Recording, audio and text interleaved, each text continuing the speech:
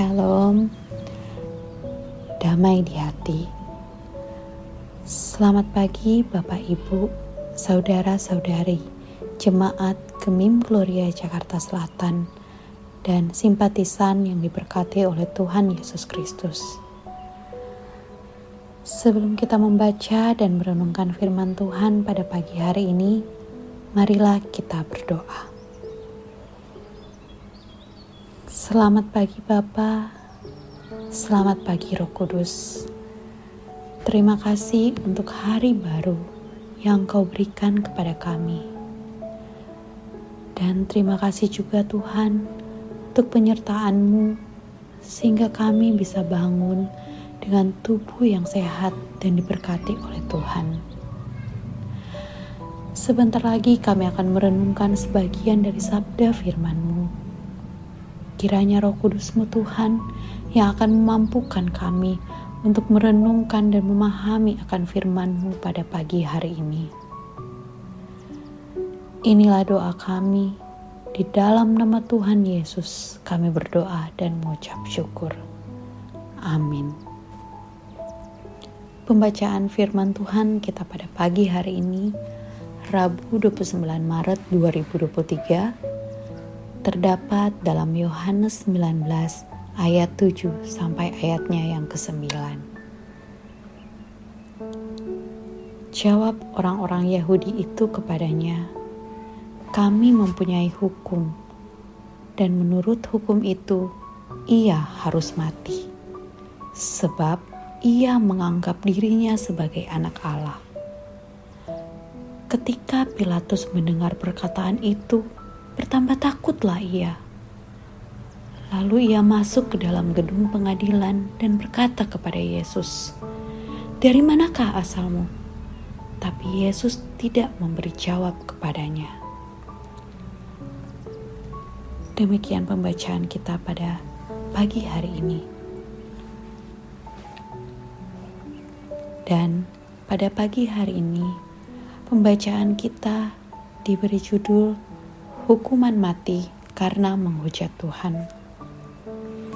Keluarga Kristen yang diberkati oleh Tuhan Yesus, vonis hukuman mati yang diserukan oleh orang-orang Yahudi kepada Yesus Kristus ternyata bersumber dari hukum Taurat.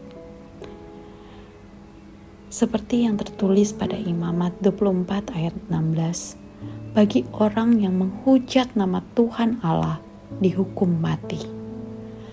Hal ini mengemuka dari jawaban Yesus Kristus ketika ia diadili di hadapan Mahkamah Agama. Mulai sekarang, Anak Manusia sudah duduk di sebelah kanan Allah yang Maha Kuasa. Kutipan ayat tersebut terdapat dalam Lukas 22 ayatnya yang ke-69. Orang-orang Yahudi kemudian menafsirkan bahwa Yesus Kristus mengklaim dirinya sebagai anak Allah, sehingga sudah sepantasnya ia dihukum mati. Orang Yahudi berkata kepada Pilatus, "Kami mempunyai hukum, dan menurut hukum itu ia harus mati, sebab ia menganggap dirinya sebagai anak Allah." Keluarga Kristen yang dikasihi dan diberkati Tuhan Yesus, rencana yang disusun begitu rapi, di mana untuk menghukum Yesus Kristus, ahli-ahli Taurat harus mengiring tuduhan bahwa Yesus Kristus pantas dihukum mati karena menyamakan dirinya dengan Tuhan Allah. Yesus Kristus memang benar adalah anak Allah. Tetapi banyak orang sudah tidak lagi peduli dengannya. Mereka yang sudah terkena hasutan justru membalikkan pernyataan Yesus Kristus ini dengan mengatakan bahwa ia harus dihukum mati karena menghujat Allah. Pilatus menjadi takut karena tidak bisa lagi membela Yesus Kristus. karena patokan hukum yang dipakai adalah hukum agama yang tidak bisa dicampur baurkan dengan hukum negara pada saat itu. Pilatus masih berusaha untuk membela Yesus Kristus. Ia kemudian membawanya masuk lagi ke gedung pengadilan negara dan bertanya dari mana asalnya. Tetapi Yesus Kristus tidak menjawab pertanyaan Pilatus.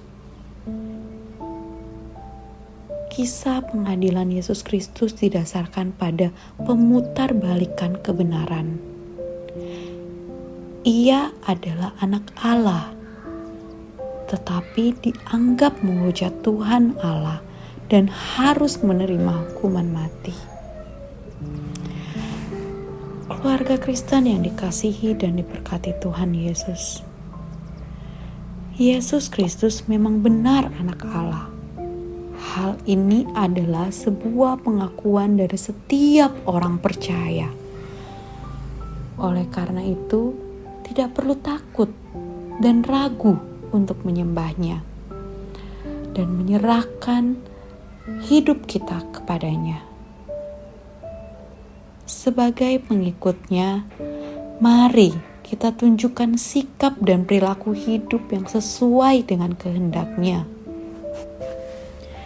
Seperti jujur dalam bekerja, setia dalam hubungan suami istri, anak-anak yang menghormati orang tua dan menghargai serta menghormati perbedaan sebagai kekayaan yang indah. Melakukan pelayanan dengan terus mengandalkan Tuhan Yesus Kristus dalam segala hal. Tuhan Yesus Kristus memberkati. Amin. Demikianlah pembacaan dan perenungan kita pada pagi hari ini. Sebelum kita menutup peribadatan kita pada pagi hari ini, marilah kita berdoa. Ya Tuhan Allah, terima kasih untuk firman-Mu pada pagi hari ini.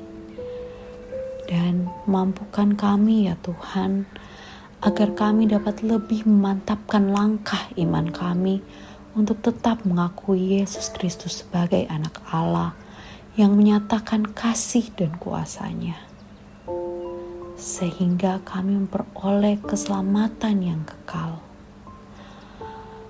Ajarlah kami Tuhan untuk tetap setia dalam melayani-Mu. Dalam nama Tuhan Yesus Kristus kami berdoa. Amin.